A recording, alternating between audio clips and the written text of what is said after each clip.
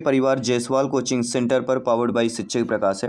दोस्तों आज हम केंद्रीय शिक्षक पात्रता परीक्षा सी-टेट का प्रीवियस ईयर का सॉल्व पेपर करने वाले हैं। प्रीवियस ईयर पेपर में हम आपके सीडीपी की बात करेंगे, गणित की बात करेंगे, पर्यावरण, भाषा फर्स्ट और सेकंड दोनों की बात करेंगे। टोटल 150 प्रश्न करने वाले हैं और आपको पता होगा कि सी-टेट एग्जाम को फतह करना है तो प्रीवियस ईयर के पेपर बहुत ही इंपॉर्टेंट हो जाते हैं। क्या आप सभी लोग तैयार है सीडीपी के बेहतरीन लाजवाब क्वेश्चन को अटेंड करने के लिए? तो चलिए शुरुआत करते हैं। पहला प्रश्न आप सभी लोगों की स्क्रीन पर आ चुका है। पहला प्रश्न ध्यानपूर्वक देखिए, क्या प्रश्न पूछा गया था प्रीवियस ईयर में कि भाषा के अर्जन एवं विकास के लिए सर्वाधिक संवेदनशील अवधि कौन सी होती है? जन्म से पूर्व अवधि, प्रारंभिक अवस्था, मध्य बाल अवस्था या किशोर अवस्था होती है? सभी लोग बताइए, ये प्रीवियस ईयर में आया हुआ प्रश्न है। तो आप सभी लोग जानते हैं, सभी लोग ज्ञानी सर्वव्याख्याता लोग हैं कि भाषा के अर्जन और विकास के लिए सर्वाधिक जो संवेदनशील अवधि मानी गई है वह मानी गई प्रारंभिक बाल अवस्था मानी गई। ठीक है, प्रारंभिक बाल अवस्था गर्भधारण से लेके 8 साल की उम्र तक होती है। विकासात्मक मनोविज्ञान के सैद्धांतिक ढांचे सीखने के संबंधित के अनुसार इसमें बच्चे के विकास का सबसे महत्वपूर्ण दौर माना गया है। और नवजात बिना किसी भाषा के जन्म लेता है, किंतु 10 माह में वह बोली गई बातों को अन्य ध्वनियों से अलग करने में सक्षम हो जाता है। किसने? 10 माह में बालम सक्षम हो जाता है। इसके बाद सेकंड प्रश्न क्या पूछा गया था, सभी लोग देखिएगा कि निम्नलिखित में से कौन सी लॉरेंस कोहल वर्ग द्वारा प्रस्तावित नैतिक विकास की एक अवस्था है? प्रसुप्ति अवस्था, सामाजिक अनुबंध अभिविन्यास, मूर्त संक्रियात्मक अवस्था या उद्योग बनाम अधीनता अवस्था की बात करें तो आप सभी लोग जानते हैं कि इसका राइट आंसर हो जाएगा सामाजिक अनुबंध अभिविन्यास हो जाएगा। जब भी लॉरेंस कोहल वर्ग की बात की जाएगी सामाजिक शब्द से जरूर इनसे संबंधित होता है। जीन पियाजे जी मूर्त संक्रिया अवस्था से संबंधित हो जाता है, जीन पियाजे की प्रसूत अवस्था से हो जाता है। तो इन चीज़ों को आपको समझना पड़ेगा और जो ये चीज़ आप समझ लेंगे, वाकई बता रहा हूँ, सी-टेट एग्जाम वाकई में आपके लिए आसानी से क्लियर हो जाएगा। कक्षा में परिचर्चा के दौरान एक शिक्षक प्राय लड़कियों की तुलना में लड़कों पर अधिक ध्यान देता है, यह किसका उदाहरण हो जाता है? बहुत ही सिंपल सी बात है, जेंडर पक्षपात होगा। जहाँ पे लड़का लड़की का जिक्र होगा जेंडर पक्षपात हो जाएगा, कहीं और खोजने ढूंढने की जरूरत नहीं होगी। और जेंडर पक्षपात से एक प्रश्न आना ही आना है, कन्फर्म है। अगला प्रश्न देखिएगा, बच्चों में जेंडर रूढ़िवादिता एवं जेंडर भूमिका अनुरूपता को कम करने के लिए निम्नलिखित में से कौन सी पद्धति प्रभावशाली होगी? बिल्कुल सही बात है। बच्चों में जो जेंडर रूढ़िवादिता है, लड़का लड़की है, जेंडर भूमिका अनुरूपता है कि लड़की ये कार्य करेगी, लड़का ये कार्य करेगा, लड़का ये नहीं कर सकता, लड़की ये नहीं कर सकती, ये जो पद्धति होती है, ठीक है, इसकी जो पद्धति प्रभावशील जेंडर पक्षपात के बारे में परिचर्चा करें, जेंडर विशिष्ट भूमिकाओं को महत्व देना, जेंडर पृथक खेल समूह बनाना या जेंडर पृथक बैठने की व्यवस्था करना। तो आप टीचर के अकॉर्डिंग आप खुद सोचिए क्या हो सकता है कि जेंडर पक्षपात के बारे में क्या करना है, परिचर्चा करना। कोई भी चीज़ हो उस पर परिचर्चा करना बहुत जरूरी है। परिचर्चा और चर्चा, ये पद्धति प्रभावशाली होगा जेंडर भूमिका अनुपात को कम करने के लिए। अगला प्रश्न साथियों, ये भी आप सभी के लिए इंपॉर्टेंट प्रश्न दिया गया है कि निम्नलिखित में से किस मनोवैज्ञानिक ने बच्चों को ज्ञान के सक्रिय जिज्ञासिक रूप में देखते हुए उनके चिंतन पर सामाजिक एवं सांस्कृतिक विषय वस्तुओं को प्रभाव को महत्व दिया है? तो सिंपल सी बात है, ये हो जाएगा लेव वाइगोस्की। जब भी सामाजिक शब्द का जिक्र होगा लेव वाइगोस्की आएगा, या कि फिर आता है लॉरेंस कोहल वर्ग। लेकिन सामाजिक संस्कृति शब्द जुड़ा हुआ है तो फिर लेव Vygotsky is the right answer. चलिए देख लेते हैं अगला प्रश्न। अगला प्रश्न क्या पूछा गया है, जिक्सा पहेली को करते समय 5 वर्ष की नजमा स्वयं से कहती है, नीला टुकड़ा कहाँ है? नहीं, यह वाला नहीं, गाढ़े रंग वाला, जिसमें यह जूता पूरा बन जाएगा। इस प्रकार की वार्ता वाइगोस्की किस तरह संबोधित करते हैं? देखिए, बच्चों की नटखट आवाज़, कलर को ये बदलना वो करना, तो कहीं ना कहीं व्यक्तिगत वार्ता कहलाएगी। कौन सी वार्ता हो जाएगी? व्यक्तिगत वार्ता इज द राइट आंसर। इस प्रकार का एक प्रश्न आपके एग्जाम में पूछा ही जाता है। अगला प्रश्न है, बच्चों को संकेत देना तथा आवश्यकता पड़ने पर सहयोग प्रदान करना निम्नलिखित में से किसका उदाहरण है? तो बच्चों को संकेत देना, आवश्यकता पड़ने पर सहयोग प्रदान करना, यह निम्नलिखित में से आपका पाठ या ढांचा का उदाहरण हो जाता है। पाठ या ढांचा एक अस्थायी विन्यास है जिसका उपयोग किसी बड़ी संरचना के निर्माण में सहायता हेतु होता है और बच्चों की मजबूती प्रदान करने हेतु ढांचा या पाठ का उपयोग किया जाता है। किसके? बच्चों को मजबूती प्रदान करने के लिए। ठीक है, सभी लोग समझ गए? बढ़ते हैं अगले प्रश्न की तरफ। अगला प्रश्न है, निम्नलिखित व्यवहारों में से कौन सा जीन पियाजे जी के द्वारा प्रस्तावित मूल संक्रियात्मक अवस्था को जो है विशेषित करता है।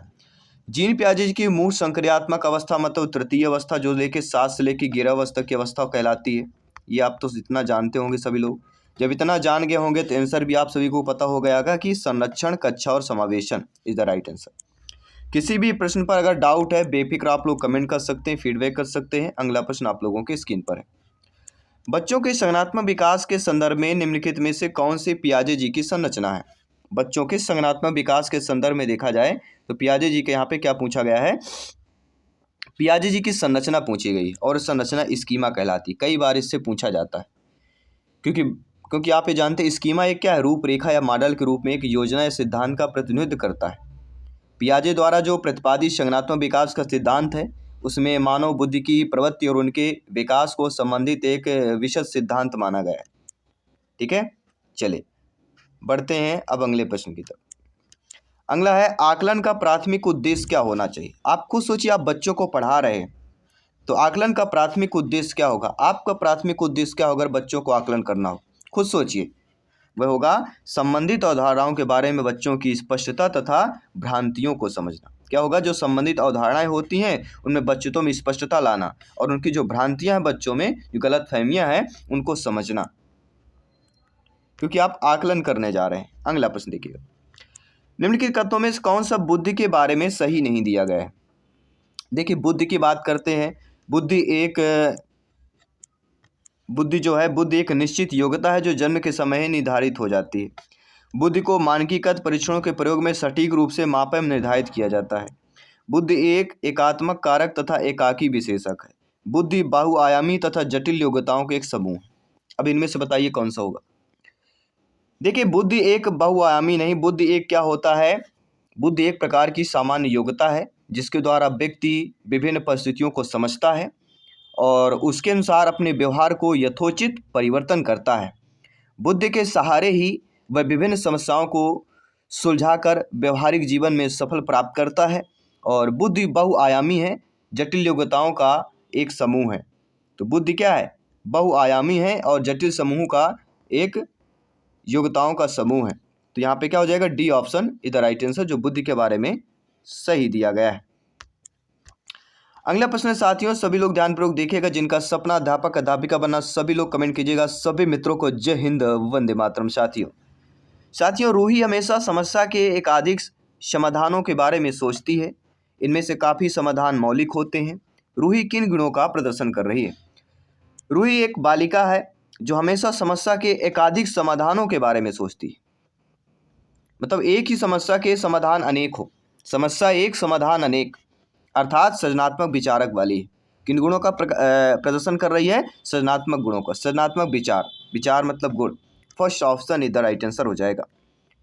बढ़ते हैं साथियों अगले प्रश्न की तरफ। अगला प्रश्न भी आपकी स्क्रीन पर आ चुका है कि शिक्षण अधिगम प्रक्रिया में वंचित समूह से संबंधित विद्यार्थियों के द्वारा सहभागिता कम होने की स्थिति में एक शिक्षक को क्या करना चाहिए। अब प्रश्न बहुत ही अच्छा पूछा गया। जी हाँ, इसी प्रकार के प्रश्न तो सीटेट में आते हैं, रिपीट होते हैं कि शिक्षा अधिगम प्रक्रिया में जो वंचित समूह से संबंधित विद्यार्थी होते हैं उनके द्वारा सहभागिता कम होने की स्थिति में एक शिक्षक यानी आपको क्या करना चाहिए। तो आपको अपनी शिक्षण पद्धति पर विचार करना चाहिए, बच्चों की सहभागिता में सुधार करने के लिए तरीके ढूंढना चाहिए। डी ऑप्शन जो दिया गया है वह हमारा यहाँ पे सही हो जाएगा। आई होप सभी लोग समझ रहे हैं। बढ़ते हैं आपके अगले प्रश्न की तरफ। अगला प्रश्न कह रहा है, एक समावेशी कक्षा में एक शिक्षक को विशिष्ट शैक्षिक योजनाओं को तैयार नहीं करना चाहिए, तो निगेटिव हो जाएगा। कभी कभी तैयार करना चाहिए, सक्रिय रूप से तैयार करना चाहिए। तैयार करने के लिए हतोत्साहित होना चाहिए, गलत। सक्रियता अपने आप बता रहा है कि हमारा सही हो जाएगा। कुछ प्रश्न होते हैं आपको ऑप्शंस पढ़ के ही पता लग जाता है कि इसका ये वाला सही होने वाला है, तो घबराने की कोई ज़रूरत नहीं है। सारे प्रीवियस पेपर हल कर लीजिए, प्रैक्टिस अटेंड कर लीजिएगा, आपका सीटेट एग्जाम आसानी से क्लियर हो जाएगा। पठन वैफल्य बच्चों को प्राथमिक लक्षण क्या होते हैं। देखिए पठन वैफल्य बच्चों का जो प्राथमिक लक्षण कहलाता है वह आपका धारा प्रवाह पढ़ने की क्षमता हो जाएगी, क्योंकि पठन वैफल्य एक प्रकार का मानसिक विकार है। इसके कारण पढ़ने लिखने में जो कठिनाई होती है उसको हम पठन वैफल्य बोलते हैं, यानी पढ़ने में विफल होना। इसमें बच्चों को प्राथमिक लक्षण धारा प्रवाह पढ़ने की क्षमता होती है। दबाव मतलब उतार चढ़ाव में पढ़ना, लय में पढ़ना, इन चीज़ों में थोड़ा सा कमियां होती, इसी को हम धारा प्रवाह बोलते हैं। अगला जो प्रश्न है साथियों, शिक्षा का अधिकार अधिनियम 2009 में उल्लेख की गई समावेशी शिक्षा की अवधारणा निम्नलिखित किस पर आधारित होती है? व्यवहारवादी सिद्धांत, अशक्त बच्चों के प्रति एक सहानुभूत अभिवृत्ति, अधिकार आधारित मानवतावादी परिप्रेक्ष्य, मुक्त व्यवसायिक शिक्षा उपलब्ध करके अशक्त बच्चों को मुख्य धारा में शामिल करना। देखिए, आप सभी लोग जानते हैं शिक्षा का अधिकार आरटी एक्ट 2000 जो 9 है उसके अकॉर्डिंग तो दो प्रश्न, एक प्रश्न तो आना है, एक तो प्रश्न रखा हुआ है, कभी कभी दो भी आ जाते हैं। तो 2009 में समावेशी शिक्षा की अवधारणा किस पर आधारित होती है? तो ये आप सभी लोग जानते हैं, अधिकार आधारित मानवतावादी परिप्रेक्ष्य। समावेशी शिक्षा एक प्रकार की ऐसी प्रक्रिया है जिसके द्वारा किसी भी भेदभाव व अंतर के समाज के प्रत्येक वर्ग को शिक्षा प्रदान की जाती है। अगला प्रश्न आप लोगों के स्क्रीन पर आ चुका है। संरचनावादी ढांचे में अधिगम जो है प्राथमिक रूप से क्या होता है? तो संरचनावादी जो ढांचे होते हैं उसमें जो अधिगम होता है प्राथमिक रूप से अवबोधन की प्रक्रिया पर केंद्रित होता है। इस पर केंद्रित होता है, अवबोधन की प्रक्रिया पर जो है पूरी तरह से केंद्रित होता है। अगला प्रश्न भी बहुत ही प्यारा सा प्रश्न दिया गया है कि अनेक घटनाओं के बारे में बच्चों के द्वारा बनाए गए सहजानुभूत सिद्धांतों के संदर्भ में एक शिक्षिका को क्या करना चाहिए? बहुत अच्छा प्यारा सा प्रश्न पूछा गया है कि अनेक घटनाओं के बारे में बच्चों के द्वारा जो बनाए गए सहज अनुभूत सिद्धांतों के संदर्भ में एक शिक्षिका को क्या करना चाहिए? तो एक शिक्षिका के रूप में आप प्रतिकूल प्रमाण एवं उदाहरणों को प्रस्तुत करें और बच्चों के इन सिद्धांतों को चुनौती दें। क्या सही है? क्योंकि आप ये जानते हैं कि छात्र केंद्रित शिक्षा का उद्देश्य ही होता है बच्चों को अनुभव को महत्व देना, बच्चों को प्रभावशाली समाधानकर्ता बनाने के लिए शिक्षक को चाहिए कि बच्चों को सहज अनुभूति अनुमान लगाने के लिए प्रेरित करें। इसलिए D option is the right answer. अब बढ़ते हैं साथियों अगले प्रश्न की तरफ। किसी भी प्रश्न पर डाउट हो आप लोग बेहतरीन कमेंट कर सकते हैं, प्रेम पूर्वक कमेंट कर सकते हैं, जितना चाहे उतना कमेंट कर सकते हैं, पॉजिटिव कमेंट कर सकते हैं। आपके अंदर ऐसा लग रहा है नेगेटिव भी कर सकते हैं, क्योंकि ये आपका अपना टीटी फैमिली है। जो भी आपको फीडबैक लगे वो आपको अवश्य कीजिएगा। छात्र केंद्रित शिक्षा शास्त्र की क्या विशेषता होती है? देखिए, बहुत ही सिंपल सा प्रश्न है, कई बार इस प्रश्न को घुमा फिरा के अदल बदल के पूछा जाता है। तो बाल केंद्रित शिक्षा का अर्थ ही होता है शिक्षण की संपूर्ण कार्य योजना बालक के चारों ओर होनी चाहिए। तो बच्चों के अनुभव को क्या देना? प्रमुखता देना। अगला जो प्रश्न है, संवेग एवं संज्ञान एक दूसरे के क्या होते हैं? ये भी कई बार जिक्र हुआ है, कई टीटी एग्जाम में पूछा जाता है। संवेग एवं संज्ञान एक दूसरे क्या होते हैं? सन्निहित होते हैं। क्या होते हैं? सन्निहित होते हैं। इसमें कई मनोवैज्ञानिकों का स्टेटमेंट है, मत भी है, और आने वाले क्लास से जब करेंगे उस पर पूरा डिस्कस भी करेंगे। संरचनावादी सिद्धांतों के अनुसार अधिगम के बारे में कौन सा कथन सही दिया गया है? तो संरचनावादी सिद्धांत के अनुसार अधिगम का कथन जो हमारा सही है कि अधिगम सक्रिय विनियोजन के द्वारा ज्ञान की संरचना की प्रक्रिया होती है। तो डी ऑप्शन यहाँ पे सही हो जाएगा। इसके बाद बढ़ते हैं अगले प्रश्न की ओर।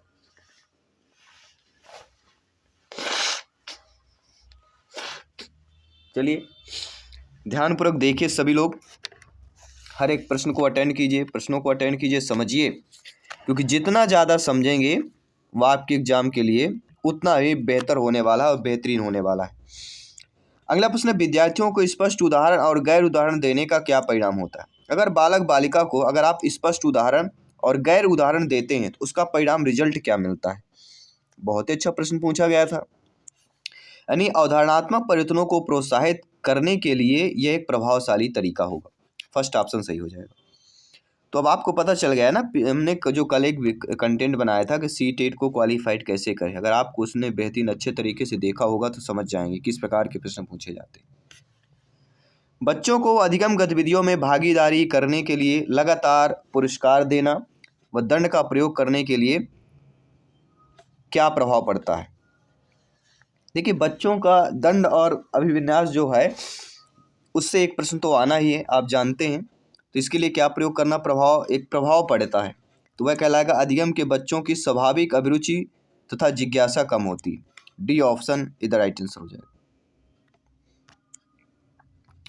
निम्नलिखित में से कौन सी प्रथाएं सार्थक अधिगम को बढ़ावा देती हैं?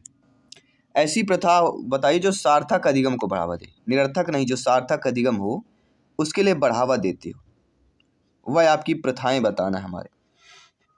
वह प्रथाएं हैं सहयोगात्मक अधिगम, पर्यावरण और सतत और समग्र मूल्यांकन। तुलना निगेटिव हो जाएगा, दंड निगेटिव हो जाएगा, तो दोनों निगेटिव शब्द हैं, तो ये दोनों हो नहीं सकते हैं। तो होगा क्या, सहयोगात्मक अधिगम, पर्यावरण और सतत और समग्र मूल्यांकन। तो यहाँ सेकंड ऑप्शन, सेकंड और थर्ड वाला सही हो जाएगा। तो हमें पॉजिटिव निगेटिव देखकर भी देखना है कि कौन सा पॉजिटिव निगेटिव क्या चीज़, सारी चीज़ें दी गई हैं। इन चीज़ों को क्लियर करिए और एग्जाम को फतेह कीजिए। साथियों, शिक्षक बच्चों की जटिल अवधारणाओं की समझ किस प्रकार से सहज कर सकता है। सहज मतलब आसान बनाना। आप खुद सोचिए, जो शिक्षक हैं वो बच्चों की जटिल जो अवधारणाएं होती हैं उसको समझकर आप कैसे आसान कर सकते हैं। उसके लिए सबसे बेहतर तरीका है अन्वेषण परिचर्चा के लिए अवसर उपलब्ध कराएं।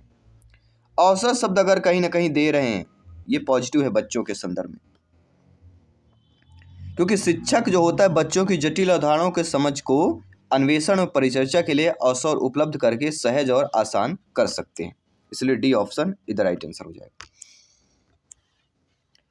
अगला प्रश्न आइए देख लेते हैं। अगला प्रश्न है कि एक प्राथमिक विद्यालय की अध्यापिका बच्चों को एक प्रभावशाली समस्या समाधानकर्ता बनाने के लिए किस प्रकार से प्रोत्साहित कर सकती है। एक प्राथमिक विद्यालय की अध्यापिका बच्चों को क्या करना है, एक प्रभावशाली समस्या समाधानकर्ता बनाना है और उसके लिए प्रोत्साहित करना है। तो उसके लिए सबसे बेहतर है कि बच्चों को सहज अनुभूत अनुमान लगाने के लिए प्रोत्साहित करें, उसी पर आधारित विचार पर मंथन करें। इसलिए डी ऑप्शन बेस्ट हो जाएगा इसके लिए। आई होप सभी लोग समझ पा रहे होंगे। बढ़ते हैं अगले प्रश्न की तरफ। निम्नलिखित अवधि में किसमें शारीरिक वृद्धि एवं विकास तीव्र गति से घटित होता है। ये भी बहुत अच्छा प्यारा सा प्रश्न पूछा गया है।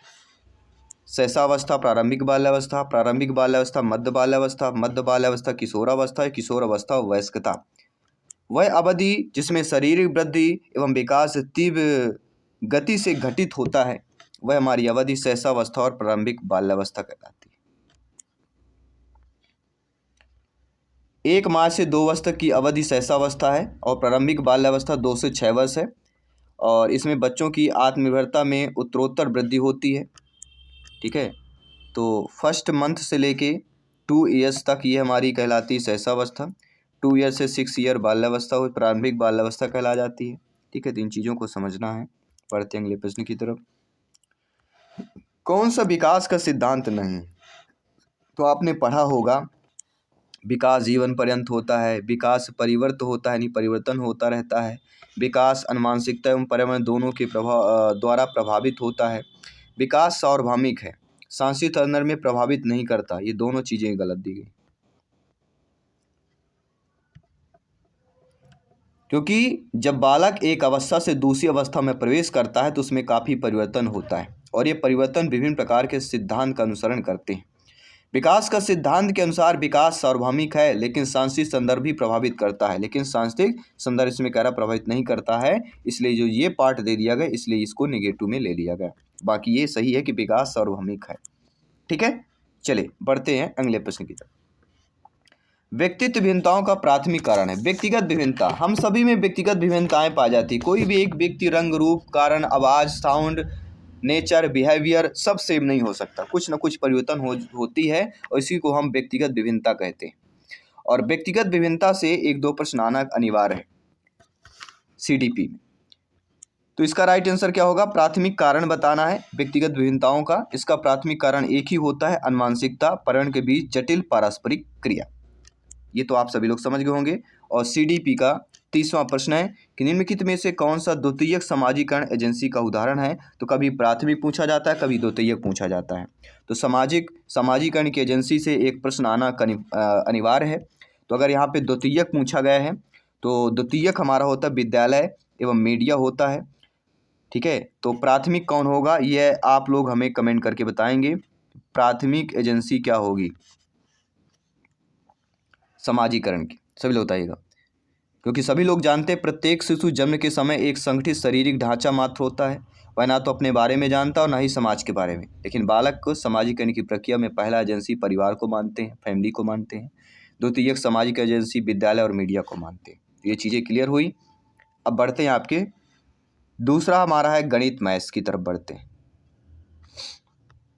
गणित मैथ का भाग आ चुका है, इसको समझिएगा ध्यानपूर्वक। रफ पेन कॉपी निकाल लीजिए और इसको सॉल्व करते हैं।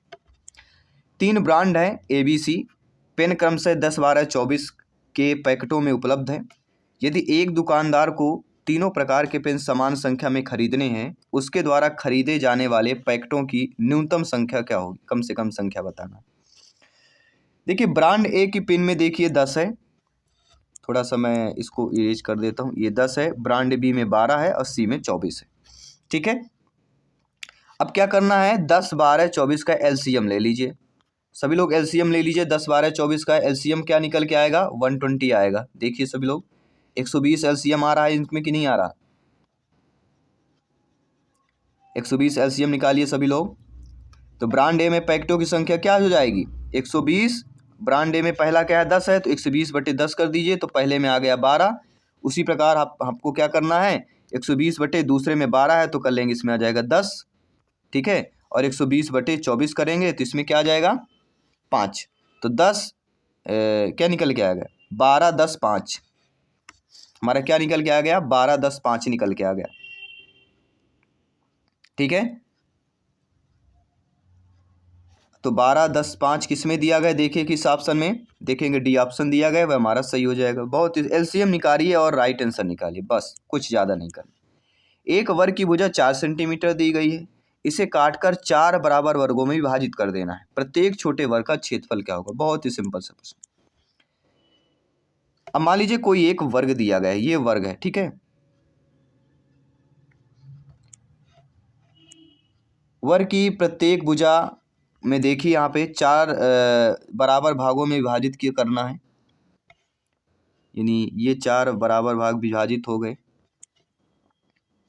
ये 2 सेंटीमीटर, ये 2 सेंटीमीटर हो गया, ये पूरा 4 रहेगा, ये पूरा 4 रहेगा, ये पूरा 4 रहेगा, क्योंकि वर्ग प्रत्येक वर्ग की भुजा बराबर होती, 4 4 दिया गया है। इसको हम 2 2 में कन्वर्ट कर लेंगे। अब इसमें मान लीजिए, माना कि वर्ग ABCD की भुजा AB बराबर BC बराबर CD बराबर 4 भुजाएं बराबर होगी, तो 4 सेंटीमीटर मान लीजिए। इनमें नाम दे दीजिए ABCD। ठीक है, 60 रूप में मैं आपको बता रहा हूँ ABCD, इसको C कर दीजिए, C and D। ठीक है, अब वर्ग का क्षेत्रफल भुजा वर्ग यानी AB वर्ग हो जाएगा। AB BC CD D हमने माना है, तो वर्ग की भुजा AB वर्ग मतलब 4 का वर्ग, 4 का वर्ग मतलब 16 सेंटीमीटर। तो 16 किस में दिया गया? C ऑप्शन में दिया गया, सही हो जाएगा। अब जब इस वर्ग को 4 बराबर वर्गों में काटा गया है, तो प्रत्येक वर्ग का छोटा क्षेत्रफल क्या निकल जाएगा? 16/4 कर दीजिए, तो 4 निकल के आ रहा है कि नहीं आ रहा? 4 वर्ग सेंटीमीटर निकल के आ रहा है, तो वही चीज़ें हो गई। तो राइट आंसर हमारा क्या निकल के आ गया? 4 वर्ग आएगा, क्योंकि प्रत्येक छोटे वर्ग का क्षेत्रफल पूछ रहा है। यही गलती मत कीजिए, कभी कभी लोग 16 कर लेते, वही नहीं समझा रहा हूँ। 16 नहीं करना, 4 वही करना है, क्योंकि छोटा पूछ रहा है, तो फिर हमें डिवाइड करना है लास्ट में। अब देखते हैं अगला प्रश्न। निम्नलिखित में से कौन सा कथन सही नहीं दिया गया है? देखिए आप भी जानते हैं सभी अभाज्य संख्याएं विषम संख्याएं होती हैं, ये गलत है। क्योंकि अभाज्य संख्याएं वे संख्याएं होती हैं जिनके केवल 2 गुणनखंड होते हैं। अनंत संख्याओं में कई अभाज्य संख्याएं होती हैं, इसमें 2, 3, 5, 7, 2, 3, 5, 7 अभाज्य संख्याएं हैं। केवल 2 ही वह संख्या है जो सम संख्या है, और अभाज्य संख्या दोनों 2 ही केवल है। तो सभी अभाज्य संख्याएं विषम होती है, ये आपका कथन गलत हो जाता है। ठीक है, बाकी ये सही है कि अभाज्य संख्याएं अपरिमित रूप से अनेक हैं। अभाज्य संख्याओं के केवल 2 गुणनखंड होते हैं, स्वयं होता है और एक होता है। एक अंक वाली केवल 4 अभाज्य संख्याएं होती हैं, ये भी सही दिया गया है। केवल 4 ही हैं, 2, 3, 5, 7, बस, इसके बाद कोई अभाज्य संख्या नहीं है। ठीक है, तो पहला ऑप्शन जो है सही नहीं है, बाकी तीनों सही दिए गए हैं। तो इसमें अब ये देखिए, एक ही प्रश्न से 4 प्रश्न आपके क्लियर हो जाते हैं। वह संख्या जो 1 से लेकर 10 तक यानी दोनों सम्मिलित हैं, तभी सभी संख्याओं में विभाज्य है, सभी संख्याओं से विभाज्य होगी। वह संख्या जो 1 से 10 तक है। इस प्रश्न को हो सकता है कुछ लोगों को प्रश्न ही समझ में आओ, कुछ नहीं करना है। 1 से 10 तक की संख्याओं का एलसीएम ले लीजिए। तो 1 का तो कोई लेने की ज़रूरत नहीं है, लिखिए 2, 3, 4, 5, 6, 7, 8, 9 और 10, इन सभी का एलसीएम लीजिए। इन सभी का एलसीएम निकालिए सभी लोग। इनका एलसीएम निकल के आ जाएगा, मैं बता रहा हूँ, 2520 निकल के आएगा टोटल। सभी लोग एलसीएम निकाल लीजिए। जी हाँ, 2520 निकल के आ जाएगा। डी ऑप्शन सही हो जाएगा। बहुत ही सिंपल सा प्रश्न पूछा गया था। आयशा के पास केवल 5 और 10 के सिक्के हैं। यदि उसके पास सिक्कों की कुल संख्या 25 है और 160 रुपये उसके पास पैसे हैं यानी धन है, उसके पास 5 रुपये 10 रुपये के सिक्कों की संख्या होगी। संख्या बताना है। 160 रुपये टोटल पैसे हैं और 5 10 के ही सिक्के हैं और कुल संख्या 25 है। कैसे निकालें? मान लीजिए कि 5 और 10 के सिक्कों के क्रम से एक्स वाई में कन्वर्ट कर लीजिए। बस सिंपल सी बात है। 5 को एक्स मानिए, 10 को वाई मान लीजिए। एक्स धन वाई बराबर कितना होता है फार्मूला? एक्स धन वाई बराबर टोटल हमारे 25 सिक्के हैं, है कि नहीं है? अब 5x यानी 5 के सिक्के, 10 वाई यानी 10 के सिक्के वाई के साथ है। तो इसको हम कितने हैं? 160 रुपये टोटल है। समीकरण 1 2 को क्या ले लीजिए? समीकरण 1 से 2 को इसमें ले लेना। एक्स धन वाई बराबर 25 जो दिया गया, दोनों को आपको यहाँ पे सॉल्व कर लीजिए। दोनों समीकरण को देखिए। दोनों समीकरण जब हम सॉल्व करते हैं तो हमारी वैल्यू क्या आ जाती है?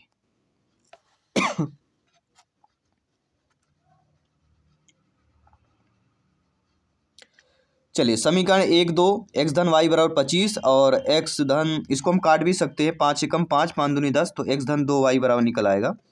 एक्स धन 2 वाई बराबर 160 को हम 5 से काटेंगे तो क्या निकलेगा? 18।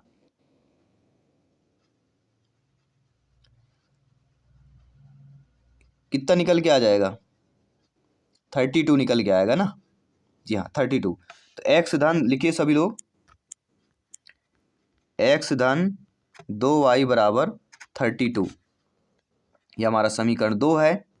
समीकरण पहला क्या था? एक्स धन वाई बराबर 25 था। एक्स धन वाई बराबर हमारा समीकरण 25 था। अब इसमें एक्स से कट काट दीजिए आपको, ठीक है? काट सकता है कि नहीं कर सकता? बताइए सभी लोग।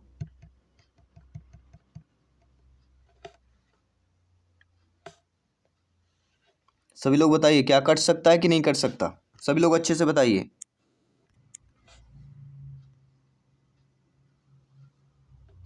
ठीक है ना? तो कुछ चीज़ें नहीं करना है, बस समीकरण 2 हमारा जो निकला था, समीकरण 2 निकला था एक्स धन 2 वाई बराबर 32, इसमें माइनस कर लेना है एक्स प्लस वाई बराबर 25, इसमें माइनस कर लीजिए। 2 वाई से वाई माइनस करेंगे, वाई आ जाएगा। तो वाई बराबर 32 में 25 को माइनस करिए, तो 32 और 25 को माइनस करते हैं तो 5 2 7 आ जाता है। ठीक है? तो क्या वैल्यू निकल के आ गई? वाई बराबर 7 आ गया। वाई की वैल्यू इसमें 7 रख दीजिए तो हमारा क्या निकल जाएगा? जैसे एक वाई की वैल्यू निकल आई। अब एक्स धन वाई बराबर में टोटल 25 है, ठीक है? तो एक्स धन हमारा 7 निकल के आ गया, बराबर 25 करिए। एक्स बराबर क्या आ जाएगा? 25 माइनस 7 कर दीजिए, बराबर 18 निकल के आ जाएगा। तो 5 और 10 के सिक्कों के क्रम से 18 और 7 हो जाएंगे। कितने हो जाएंगे? 18 और 7। किसमें दिया गया? पहले ऑप्शन में दिया गया, जो कि सही हो जाएगा। और भी 60 तरीके से बता सकते थे, लेकिन समझाना भी ज़रूरी होता है, क्योंकि आप सभी के समझ में आना भी इम्पोर्टेंट है। मान ज्ञात निकालना 17.5 गुणे 3 minus 21 divided by 7 minus 3 multiplication 12.5।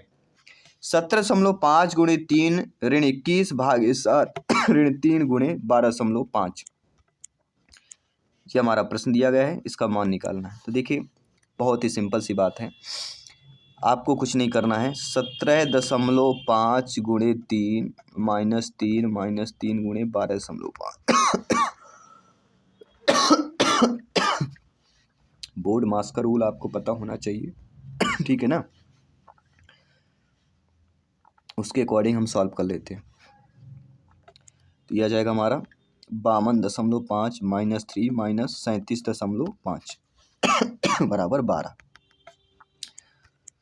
12 किस में दिया गया है? सेकंड ऑप्शन में सही दिया गया, जो कि सही हो जाएगा। चलिए इस प्रश्न को पढ़िए, जब तक मैं पानी थोड़ा पी लेता हूँ, मेरे को खांसी आ रही है। प्रश्न को पढ़िए और सॉल्व करिए सभी लोग।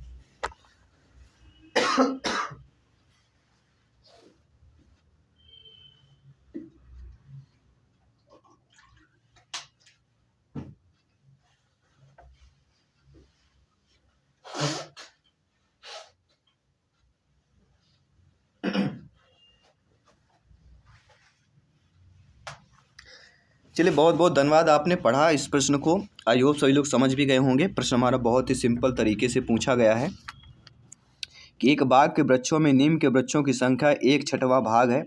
आधे वृक्ष अशोक के हैं और शेष यूकेलिप्टिस के हैं। यदि नीम के वृक्षों की संख्या 5 है तो बाग में यूकेलिप्टिस के कितने वृक्ष होंगे? सभी लोग बताइए। बहुत अच्छा प्रश्न पूछा गया है। इस प्रश्न का जवाब चलिए सॉल्व करते हैं, आसानी से समझिएगा।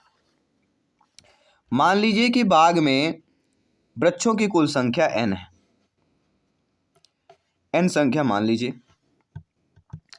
भाग 6वां भाग है तो n/6 कर लीजिए, 6 कर लीजिए। नीम के अब यहाँ क्या कर रहा है, 1/6वां भाग किसके हैं? नीम के। तो नीम का क्या आ गया? n/6 आ गया। अशोक के कह रहा है 1/6वां भाग आधे वृक्ष अशोक के, तो n/2 कर लीजिए अशोक के। यूकेलिप्टिस के क्या कह रहा है, यदि नीम के वृक्षों की संख्या 5 है तो बाग में यूकेलिप्टिस कितने वृक्ष होंगे? तो कुछ नहीं करना है, इन दोनों को घटा दीजिए। क्या घटा दीजिए भाई? यूकेलिप्टिस की संख्या बराबर n माइनस टोटल n संख्या हो गई, इनमें से n/6 माइनस n/2 दोनों को माइनस कर देंगे तो हमारी क्या आ जाएगी? यूकेलिप्टिस के पेड़ों की संख्या आ जाएगी।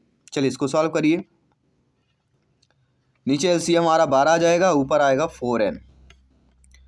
4n/12 करिए सभी लोग। यानी 4n/12 का मतलब क्या होता है? n/3, 4 कम 4 3 12, n/3 निकल के आ गया।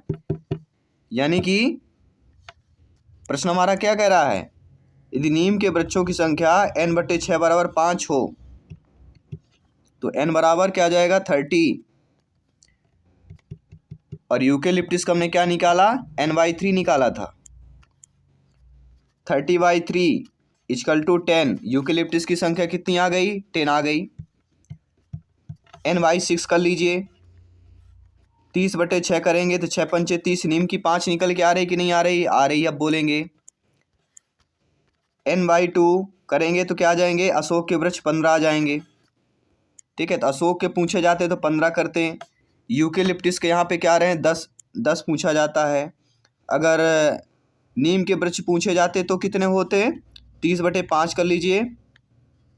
नीम का छठवान 30/6, 6 पंच 30, 5 हो जाएंगे। 5 संख्या नीम के हो जाएंगे, ऑलरेडी दिया ही गया है प्रश्न पर। तो इस प्रकार से हम निकाल सकते हैं, किसी भी प्रकार से पूछा जाएगा तो। चलिए बढ़ते हैं साथियों अगले प्रश्न की तरफ। एक रेलगाड़ी दिल्ली से 29 अगस्त 2019 को 16:30 यानी कि शाम को 4:30 बजे प्रस्थान करती है। अपने गंतव्य पर 31 अगस्त को सुबह 8:45 बजे पहुंचती है। इस यात्रा का कुल समय है। एक प्रश्न यात्रा से आता ही आता है, तो इसमें हमें करना क्या है? 16:30 जो दिया गया है इसको ऐड करिए पहले। 16:30 मतलब शाम को 4 बजे, 4:30 बजे। यात्रा प्रारंभ करने की तारीख 29 अगस्त है। यानी टोटल 24 घंटे में यात्रा, इसमें 16:30 को माइनस कर लेते, 16.5 कर लेते। 30 मतलब आधा घंटा, 16.5 कर लेते। 24 में 16.5 को माइनस करते हैं, टोटल हमारा 7.5 यानी 7.5 घंटे 7 घंटे 30 मिनट निकल के आता है। ठीक है, ये निकल के आ गया। अब कह रहा है कि 31 अगस्त को 8:45 पे पहुंचती। ये 30 अगस्त को यात्रा करते समय 24 घंटे समय रहते हैं। 31 अगस्त को यात्रा करते समय 8:45 पे पहुंचती है। कुल समय हमारा क्या हो जाएगा? 7:30 हमारा 29 अगस्त वाला निकल आया। 24 घंटे ये हो जाएंगे,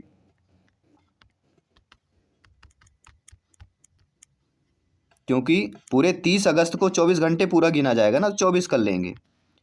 फिर 31 अगस्त को 8:45 और ऐड कर लेंगे, 8:45 अब इसको ऐड करिए, चलिए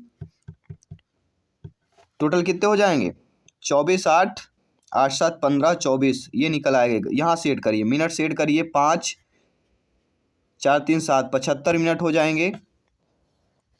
और इधर क्या हो जाएगा 39, तो 75 को हम यहाँ 60 मिनट कन्वर्ट कर लेंगे घंटे में, तो 40 घंटे हो जाएंगे और 15 मिनट हो जाएंगे। 40 घंटे 15 मिनट किस में दिया गया है, डी ऑप्शन में दिया गया है, जो कि सही हो जाएगा।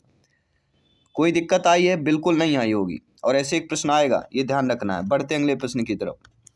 निम्नलिखित में से किसमें लंबाइयों को घटते क्रम में व्यवस्थित किया गया है। लंबाई को घटते क्रम, लंबाई की यूनिट पता होना चाहिए, कौन सी छोटी होती है कौन सी बड़ी होती है।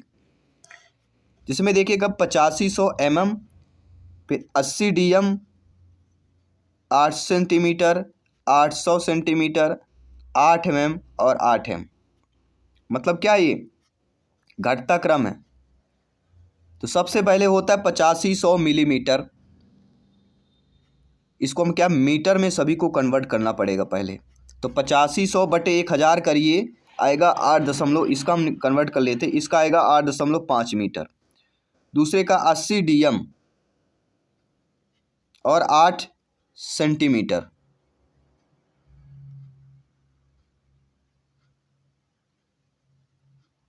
दिया गया कि नहीं दिया गया, 80 डेसीमीटर और 8 सेंटीमीटर जो दिया गया है, इसको हम करेंगे 80 बटे 10 करिए, धन 8 बटे 100 करिए। कितना निकल के आ रहा है 8.08 मीटर, 8.08 हो जाएगा, केवल 8.5 थे इसलिए सेकंड नंबर पे आ गया। 800 सेंटीमीटर और 8 मिलीमीटर, तो इसमें 800 बटे 100 करिए और 8 बटे 1000 करिए। इसमें भी आपका 8 + 008 मीटर आ जाएगा, 8.008 मीटर निकल आएगा। और 8 में अंत में 8 मीटर है। ये हमारी वो होता है, निकल के सर्किल आ जाती है।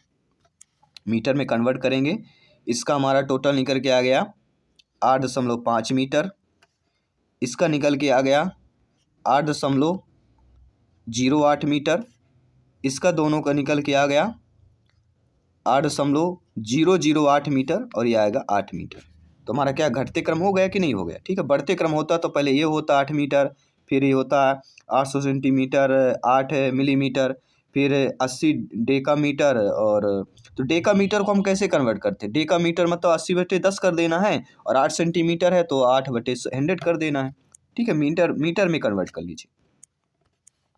एक 180 सेंटीमीटर लंबी तार को एक आयत का रूप दिया गया। यदि एक आयत की चौड़ाई 30 सेंटीमीटर है तो इसकी लंबाई क्या होगी। देखिए, मान लीजिए आयत की लंबाई L मीटर, मान लीजिए L मीटर आपने मान लिया, तो आयत की परिधि बराबर तार की लंबाई होगी। जितनी तार की लंबाई होगी वह परिधि कहलाती है, सर्किल में आ गई। तो इसके लिए फार्मूला होता है, इसके लिए फार्मूला क्या होता है, 2 गुणे L धन 30, लंबाई धन चौड़ाई, लंबाई धन चौड़ाई बराबर क्या जाएगा 180 आ जाएगा। बराबर एक लंबी तार 180 दी गई, तो L धन 30 बराबर क्या आ जाएगा, L + 30 बराबर आ जाएगा 90।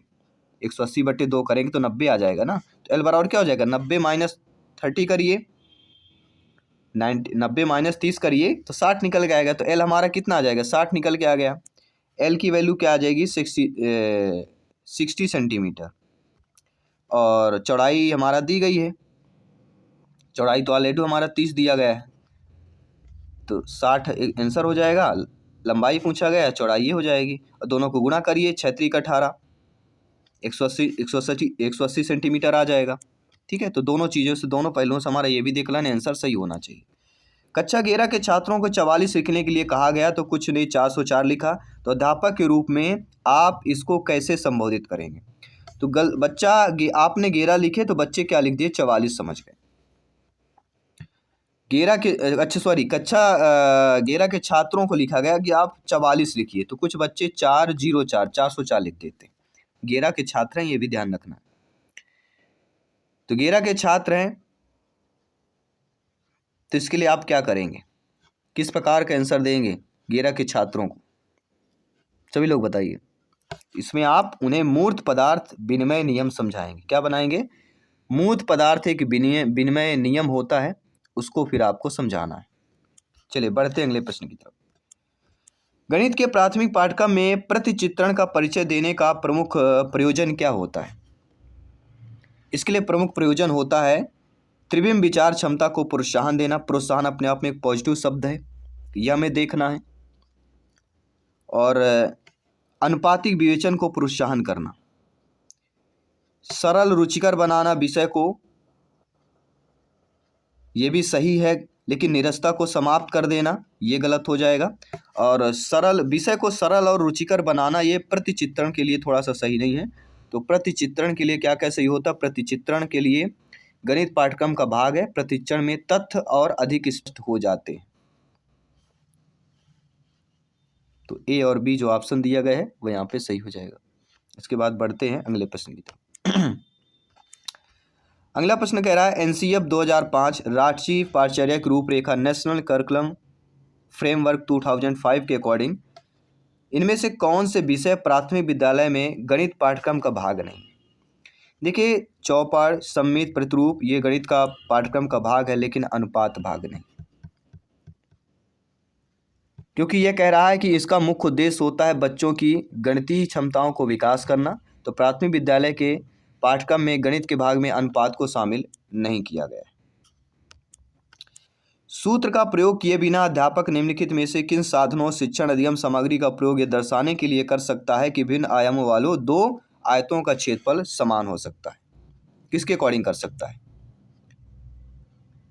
तो वह कर सकता है ग्राफ पेपर और टाइल के द्वारा। किससे की जा सकती है? ग्राफ पेपर, टाइल, शिक्षण अधिगम सामग्री का प्रयोग यह दर्शाने में कर सकते हैं कि विभिन्न आयामों वालों दो आयतों का क्षेत्रफल समान होता है। अगला के निम्न में से गणित में उपलब्धि कम होने का कारण क्या हो सकता है? गणित में जो उपलब्धियां कम होती है उसका मेन रीजन होता है सामाजिक संस्कृति पृष्ठभूमि। कैसे होता है? इसलिए होता है किसी व्यक्ति के विशेषीकृत अध्ययन हेतु उसकी जीवन दशा, रहन सहन, भाषा, संस्कृति और दैनिक जीवन पद्धति आदि विशेष परिचयात्मक भूमिका अदा करती है इसमें।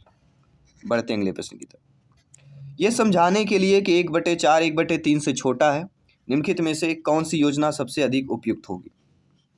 कोई भी बात है, एक चीज़ के 3 हिस्सेदार हैं, फिर एक वही चीज़ के 1/4 हिस्सेदार हो गए तो उनको कम कम मिलेगा। 100 रुपये को 3 लोगों को बांटोगे तो 33 आएगा, वहीं 100 लोगों को 4 लोगों में बांट देंगे तो 25 रुपये ही आएगा। इसलिए 1/4 छोटा होगा 1/3 से, क्योंकि भाग में संख्या अगर नीचे बढ़ी तो छोटा होता जाता है। इसलिए सबसे उपयुक्त जो विधि होती है समझाने के लिए बच्चों के लिए, वह कागज़ की पट्टियों का प्रयोग कर लीजिए।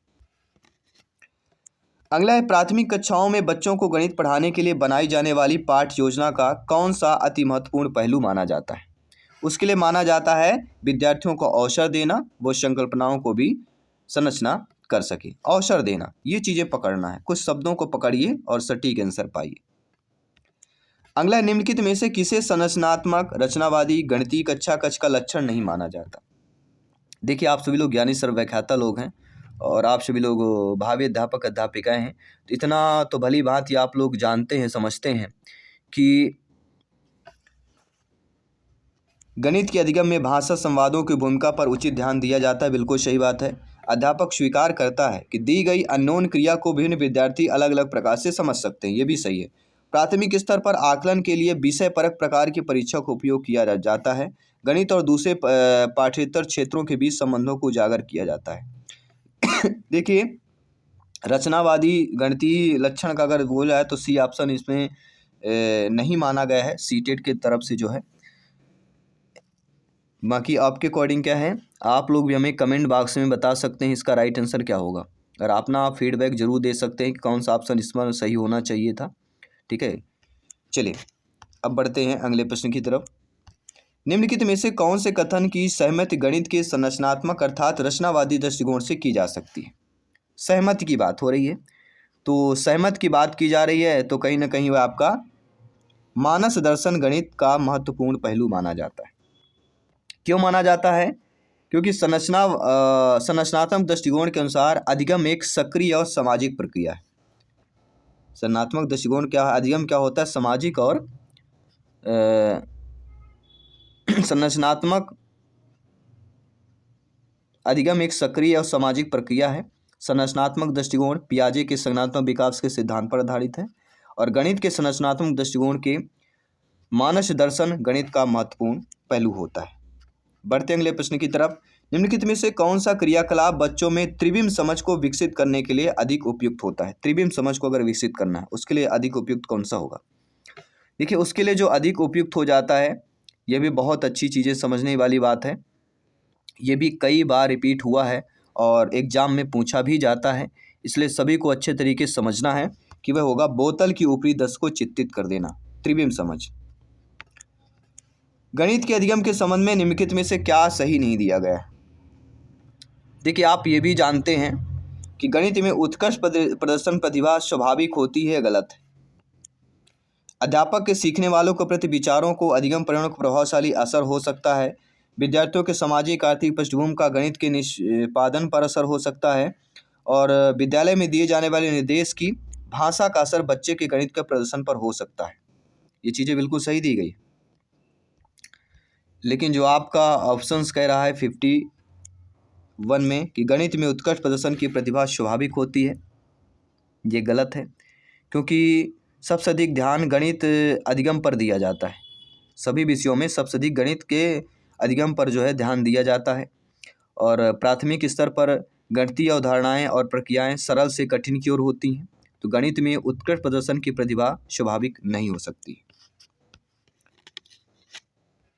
बढ़ते अगले प्रश्न की तरफ। साथियों की निम्नलिखित शाब्दिक समस्या के प्रकार को पहचानना है। मेरे पास 6 पेंसिल है, मनीष के पास मेरे से 2 अधिक है, तो मनीष के पास कितनी पेंसिल है? ये किस प्रकार का प्रश्न हो जाएगा, इसको हमें पहचानना है।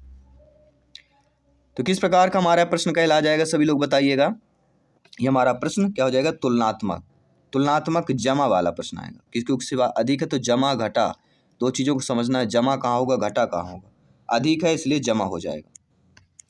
हिंदू आरबी गणना प्रणाली के लिए कौन सा सही नहीं है? तो हिंदू आरबी गणना प्रणाली में आप सभी लोग जानते हैं, भारतीय गणना प्रणाली को हिंदू अरबी गणना प्रणाली कहते हैं। इस प्रणाली में जो है आधार 2 की प्रणाली का पालन किया जाता है, यह सही नहीं है। बाकी एक संख्या में अंक की स्थिति इसका मान बताती है, यह योगात्मक प्रकृति है, यह गुणात्मक प्रकृति है, बिल्कुल सही बात है। लेकिन थर्ड ऑप्शन यहाँ पे सही नहीं दिया गया है। बाकी ए, बी, डी ये तीनों ऑप्शन सही दिए गए।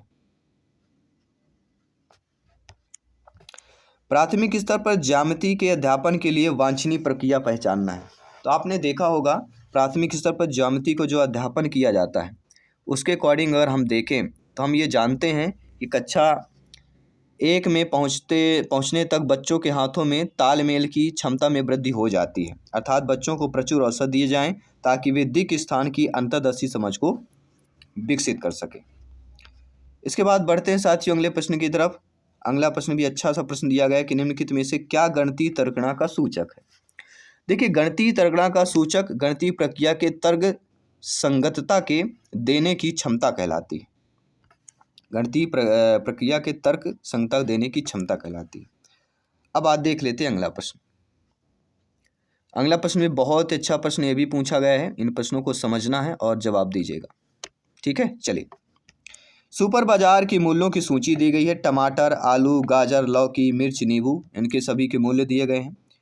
संजय ने 1/2 मतलब आधा किलो टमाटर, 1 किलो आलू, आधा किलो गाजर, 250 1 पाव मिर्च, 6 नींबू खरीदे और बिल कर को काउंटर पर 200 का नोट दिया, कितने रुपए उसको वापस देंगे? तो इनको सबको जोड़ना है, ठीक है। जोड़ना कैसे है? अब आधा किलो टमाटर हो गया तो टमाटर 40 है तो 20 कर लीजिए। आलू 1 किलो है तो 25 कर लीजिए। गाजर आधा किलो है तो गाजर कितना 20 का मिल रहा है, 1 पाव, ये ध्यान रखिएगा। गाजर 20 का मिल रहा है 1 पाव, तो इसमें आधा किलो तो इसमें 20 दूनी 40 हो जाएगा। मिर्च का क्या रेट दिया है? मिर्च का 100 ग्राम दिया है 10 रुपये, तो 1 पाव लेना है तो 100 10 दूनी 20 5 25 हो जाएगा 1 पाव के लिए। और 6 नींबू ले रहे हैं तो 4 नंग का हो रहा है 10, यानी 1 नींबू पड़ रहा है 2.5 रुपये का, तो 5 3 15। तो यहाँ पे आप लोगों को जो 15 दिया गया है तो 15 ऐड कर लीजिए। 20 25 40 25 15, इन सभी को जब आप ऐड कर लेंगे तो आपका पूरा जब यहाँ पे ऐड करेंगे तो आपका टोटल पैसा यहाँ पे ऐड करना है। जब आप टोटल पैसा ऐड करेंगे तो हमारा राइट आंसर क्या होगा? 112.75 50 दिया गया है, इसके अकॉर्डिंग सही हो जाएगा। ठीक है, तो आई होप सभी लोग समझ गए होंगे। चलिए, किसी भी प्रश्न पर अगर डाउट हो रहा आप लोगों को तो बिल्कुल डाउट क्लियर कर लीजिएगा। कोई किसी भी प्रश्न पर डाउट बिल्कुल नहीं होना चाहिए। हालांकि मैं 1-2 अंकों की संख्या हूँ, दहाई के स्थान पर अंक और इकाई के स्थान पर अंक क्रमिक अभाज्य संख्याएं हैं। अंकों का योग 3 और 4 का गुणा जाए तो संख्या क्या होगी। ये भी बहुत ही सिंपल सा प्रश्न है, इसमें 57 हो जाएगा, क्योंकि दहाई का अंक इकाई के अंक का इकाई के स्थान अंक क्रमिक अभाज्य है, तो बिल्कुल क्रमिक अभाज्य है। और अंकों का योग 3 और 4 का गुणज है, यानी कि 3 और 4 का गुणज कितना होता है, 12 है। और 7 5 को जोड़ेंगे कितना होगा, 12। बाकी 2 3 5 5 3 8 3 1 4 किसी का योग नहीं हो रहा, तो इसी से हमें पता चल जाता है। बहुत ही सिंपल सा प्रश्न पूछा गया था। एक रेलवे स्टेशन पर कार पार्किंग का दर चित्रित किया गया है। 2 घंटे का 50 रुपये लगता है। 2 घंटे से लेके 5 घंटे तक 75 रुपये लगेंगे। 5 घंटे के पश्चात 8 घंटे प्रति अतिरिक्त घंटा चार्ज 10 रुपये लगता है। 8 घंटे से लेके 12 घंटे तक 150 रुपये टोटल लगते हैं। 12 घंटे से लेके 24 घंटे तक 250 रुपये लगते हैं। अब इसमें आपके ऑप्शंस दिए गए हैं कि राजू ने अपनी कार को सुबह 7 बजे पार्क किया, उसे उसी दिन लेने के लिए 4:30 बजे शाम को आया, तो कितने रुपए का भुगतान होंगे। 7 से 5 घंटे 12 तक हो गए और 4 ये हो गए, तो 9.5 घंटे उन्होंने टोटल पार्क किया। देखिए 9.5 घंटे किस में आ जाता है आपके, 8 घंटे से ऊपर 12 घंटे, इसका मतलब 150 रुपये देने होंगे। 150 रुपये देने होंगे, मतलब इसमें देखिए 150 रुपये किस ऑप्शन में दिया गया, तो बी ऑप्शन में दिया गया, तो बी ऑप्शन यहाँ पे सही हो जाएगा। ठीक है, चलिए अगला प्रश्न देख लेते हैं। आरोही क्रम में व्यवस्थित करने के लिए निम्नलिखित में से कौन सी संख्या तृतीय स्थान पर होगी। अब पहले आरोही में करना है। आरोही मतलब होता है बढ़ता हुआ क्रम, पहले छोटी फिर उससे बड़ी फिर उससे बड़ी फिर उससे बड़ी, ये क्या हो जाता है हमारा आरोही क्रम में हो जाता है। ठीक है, अब इसमें तृतीय संख्या में देखना पड़ेगा, तो दशमलव में दिया गया है, तो दशमलव में क्या करना पड़ेगा, पहले आरोही क्रम में निकालना पड़ेगा। ठीक है, तो आरोही क्रम में निकाल लीजिए, हमारा तृतीय स्थान आ जाएगा 7.07 आएगा। ठीक है, ये हमारा तृतीय स्थान में आ जाएगा। सबसे पहले 0.7 सबसे छोटी संख्या ये हो जाएगी, फिर 007 वाली हो जाएगी, फिर 7 हो जाएगी, फिर 7.07 हो जाएगी, और अंत सबसे बड़ी 7.70 कहलाएगी। तो तीसरे अंक में हमारा क्या हो जाएगा, 7.07 हो जाएगा। ठीक है, कोई दिक्कत। चलिए देखते हैं मैथ का अंतिम ये प्रश्न है, 60वां प्रश्न है यानी टोटल, तो मैथ का 30वां प्रश्न हो गया। एक 5 अंकों की वह संख्या अंकों की संख्या में दहाई के अंक के स्थान का 8 है, इकाई के स्थान का अंक दहाई के स्थान के अंक का 1/4 है, 1000 के स्थान का अंक 0 अर्थात 100वें अंक का इकाई स्थान का दुगना, और 10,000वें स्थान का अंक इकाई के स्थान का तिगुना है, तो संख्या क्या होगा। बहुत ही सिंपल बात है, ये आपको हमें कमेंट करके बताएं इसका आंसर सभी लोग कमेंट करके हमें बताइएगा कि एक 5 अंकों की संख्या में दहाई के स्थान का अंक 8 होना चाहिए, इकाई के स्थान अंक दहाई के स्थान के अंक का 1/4 होना चाहिए। ठीक है, और 1000 के स्थान का अंक 0 होना चाहिए। 100वें का स्थान अंक इकाई के स्थान का अंक का दुगना होना चाहिए। 100वें और इकाई का कह रहा है ना, दुगना होना चाहिए। 100वां ये हो गया, इकाई 2 दूनी 4 ये होगा। 10,000वें स्थान का अंक इकाई के स्थान का तिगुना होना चाहिए। इकाई के स्थान का तिगुना, तो इकाई दहाई सैकड़ा 1000 10,000, 2 3 6 यानी डी ऑप्शन सही हो जाएगा। तो ये रहे, सभी लोगों को ध्यानपूर्वक देखना है कि ईवीएस के अगला प्रश्न है कि कोई व्यक्ति 29 नवंबर 2019 को एक एक्सप्रेस ट्रेन से सूरत गुजरात नागरकोइल जाने के लिए बैठता है। यह ट्रेन सूरत 19:45 बजे चलती है और 1 दिसंबर को 11:45 बजे नागरकोइल पहुंचती है। यदि सूरत से नागरकोइल के बीच ट्रेन की दूरी 121 किलोमीटर है, तो इस यात्रा में ट्रेन की औसत चाल क्या होगी।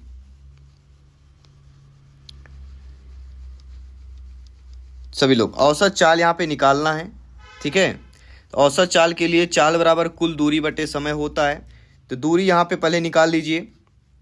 29 नवंबर को ट्रेन चलती है शाम को 7:45 में, तो 4:15 ये हो गए आपका, फिर 24 घंटे हो गए आपके 30 नवंबर के, फिर 11:45 ये हो गए। ये समय जोड़ दीजिए और कुल दूरी में भाग कर दीजिए, आपका आंसर आ जाएगा।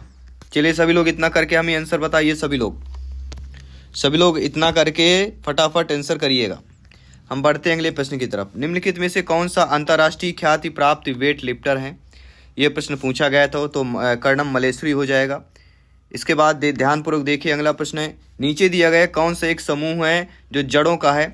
तो जड़ों के समूह के लिए एक होता है गाजर, चुकंदर, मूली, ये जड़ों का समूह कहलाता है। और रेगिस्तानी ओक के नाम से एक पेड़ जो पाया जाता है, तो रेगिस्तानी ओक को ऑस्ट्रेलिया में पाया जाता है। ये काफ़ी बार पूछा गया, रिपीट प्रश्न होता है।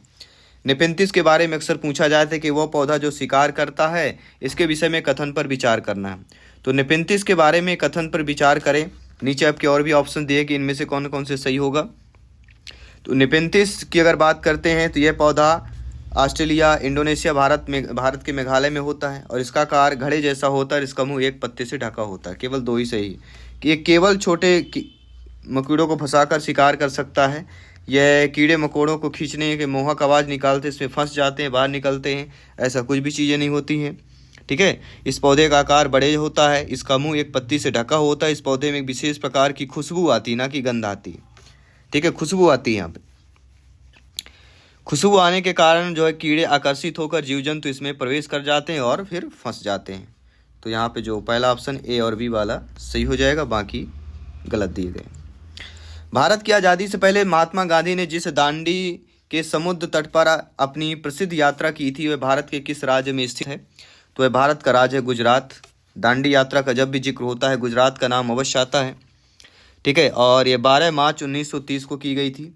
अगर प्रश्न आए तो ये भी याद रखिएगा, 12 मार्च 1930 डेट भी याद रखिएगा। यह अहमदाबाद से साबरमती आश्रम में की गई थी। 24 दिनों की यात्रा चली थी ये, और फिर समुद्र तट पे नमक कानून तोड़ा गया था। अगला प्रश्न देखिएगा कि किसी डॉक्टर का घर एक्स पर स्थित है, उसका अस्पताल वाई पर स्थित है। तो डॉक्टर के घर से अस्पताल जाने के लिए कोई सीधी सड़क नहीं है। तो डॉक्टर पहले ए पर जाता है, एक्स के जो ठीक पूर्व 600 मीटर की दूरी पर है। फिर बी पर जाता है जो ए के दक्षिण ठीक 450 मीटर की दूरी पर है। फिर वह सी पर जाता है जो बी के ठीक पश्चिम 120 मीटर की दूरी पर है। अंत में वह वाई पर अपने अस्पताल पहुंचता है। सी ठीक उत्तर 90 डिग्री में 90 मीटर की दूरी पर है। अस्पताल के सापेक्ष डॉक्टर के घर की सही दिशा क्या होगी? दिशा का ज्ञान होना बहुत ज़रूरी है, और दिशा से संबंधित एग्जाम में प्रश्न तो पूछा ही जाता है। तो दिशा का भी नॉलेज बहुत ही ज़रूरी है आप सभी के लिए। तो चलिए इस दिशा का नॉलेज बनाते हैं। क्या आप लोग बना लेंगे? सभी लोग बताइए, इसका आंसर आप लोग बता लेंगे कि नहीं बता लेंगे? ये XH पर स्थित है कोई डॉक्टर, उसका अस्पताल YH पर है। डॉक्टर के घर के अस्पताल जाने के लिए कोई सीधी सड़क नहीं है। तो डॉक्टर पहले ए पर जाता है जो एक्स के ठीक पूर्व है। तो ये सेंटर में लेते हैं तब मजा आएगा। एक्स के ऊपर पूर्व कहाँ? पूर्व इधर आएगा नक्शे में। इधर डॉक्टर जाता है 600 मीटर। ठीक है, फिर कहता है ये ए मान लेंगे। फिर बी पर जाता है जो ए के दक्षिण का है, नीचे है। तो ये हमारा बी हो गया, इसकी दूरी 450 मीटर हो गई। फिर वह सी पर जाता है जो बी के ठीक पश्चिम है। तो बी के पश्चिम कहाँ है? मतलब ऐसे ठीक कितना आ रहा है? 120 मीटर जाता है। ये ए बी ये सी हो जाएगा। सी के ठीक उत्तर में 90 मीटर की दूरी पर है।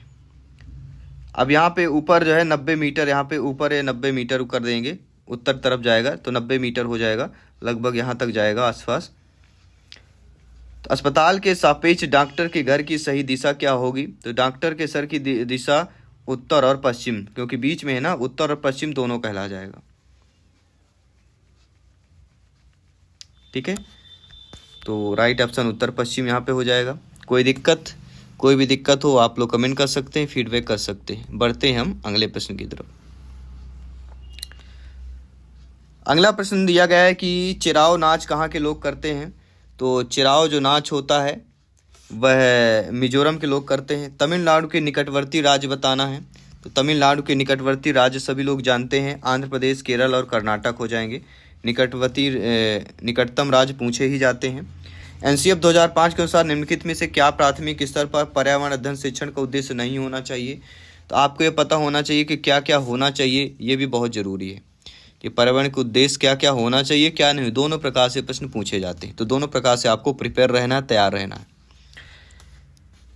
देखिए, विशेषतः प्राकृतिक वातावरण के प्रति बच्चे की जिज्ञासा और सृजनात्मकता को बढ़ावा देना उद्देश्य होना चाहिए।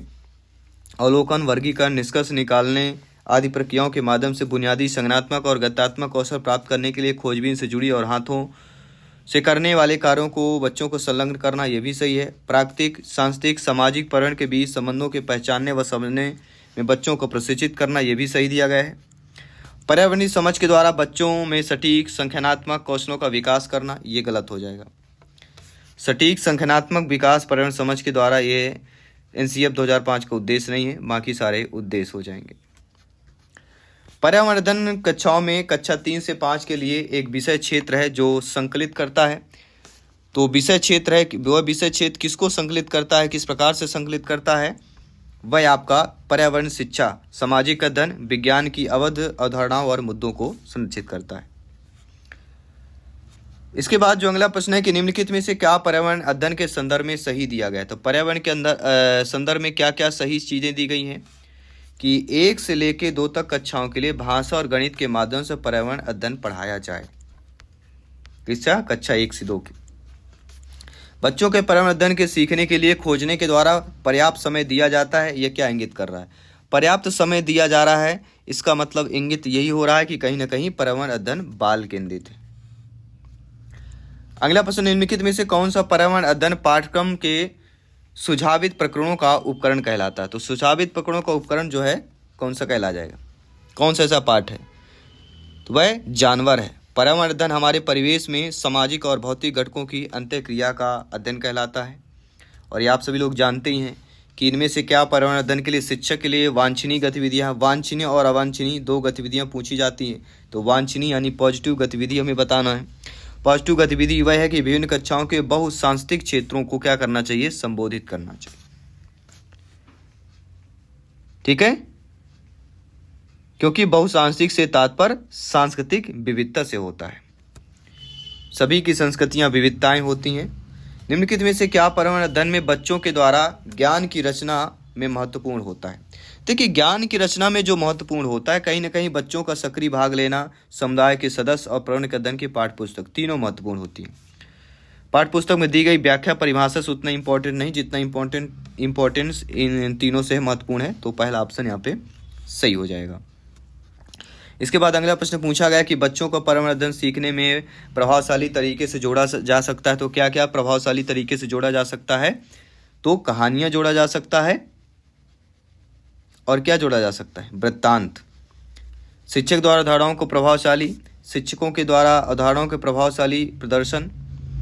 तो प्राथमिक कक्षा में पर्यावरण अध्ययन को सीखने सिखाने का वृत्तांत और कहानियां महत्वपूर्ण पहलू हैं, क्योंकि कहानियां पर्यावरण अध्ययन अवधारणाओं के संबंध जोड़ने के लिए संदर्भ उपलब्ध कराती, इसलिए वृत्तांत कहानियां वाले ऑप्शन 2 ही सही होंगे। पर्यावरण अध्ययन के शिक्षक के द्वारा बच्चों को जानवरों का अवलोकन और उनका चित्र बनाने को प्रेरित करने का उद्देश्य क्या होता है? देखिए, इसका उद्देश्य मात्र होता है बच्चों को सृजनात्मकता विकास करना, बच्चों का अवलोकन रचना कौशलों का विकास करना और बच्चों में सौंदर्यगत संवेदना का विकास करना। तीनों हो जाएगा, तीनों अर्थात डी ऑप्शन सही हो जाएगा। कोई दिक्कत बिल्कुल कमेंट कर सकते हैं। बढ़ते हैं अगले प्रश्न की तरफ।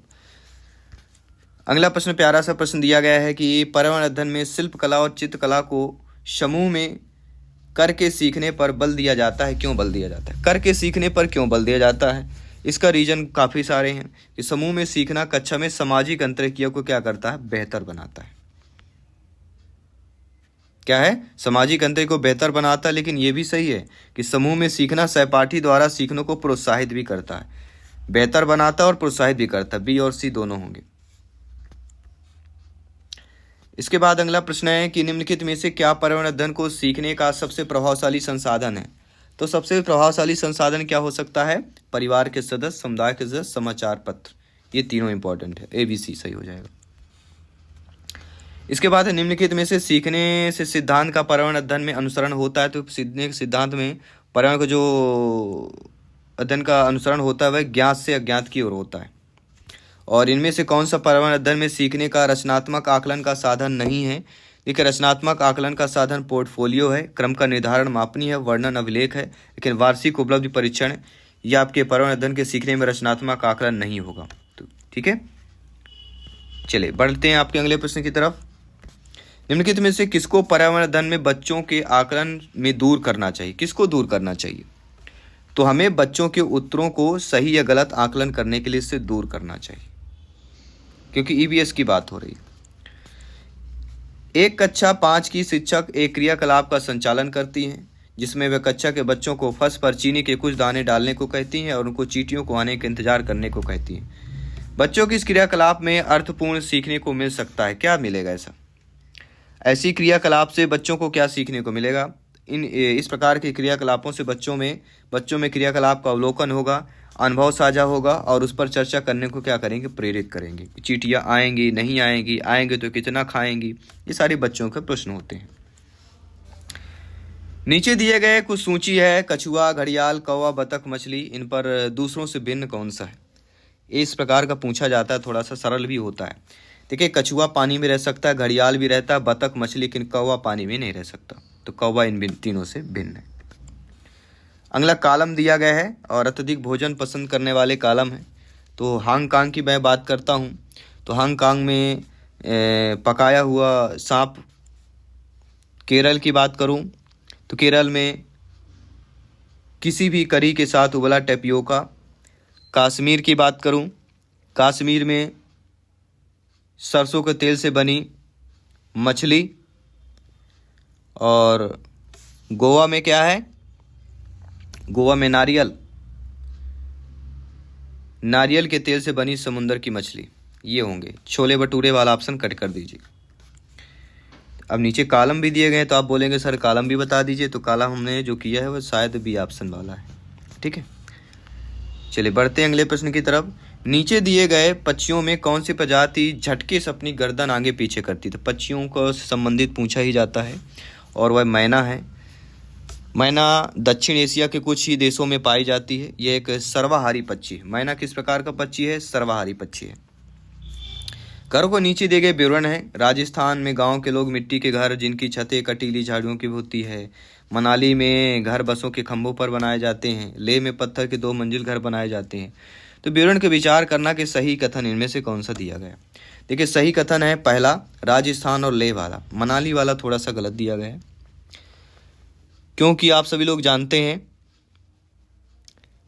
लेह एक ठंडा स्थल होता है, बर्फबारी भी होती, इससे बचने के लिए लोग 2 मंजिला मकान बनाते हैं। और गर्मी से बचने के लोग मिट्टी के घर बनाते हैं राजस्थान में। बाकी मनाली घर के बसों खम्भों के बने होते हैं, तो खम्भों के बने इसमें असम में होते हैं, ना कि मनाली में होते हैं। ठीक है, चलिए हाथियों के विषय में कुछ कथन दिए गए हैं। हाथियों से संबंधित एग्जाम में पूछा जाता है। तो हाथियों के विषय में कौन कौन से हमारे सही हो जाएंगे, इनको ध्यान देना, विचार करना है। हाथियों में के संबंध में कि राजस्थान का दक्षिण भाग उष्णकटिबंधीय प्रदेश होने के कारण अधिक गर्मी पड़ती है और इस गर्मी से बचने के लिए लोग मिट्टी के घर के बनाते हैं।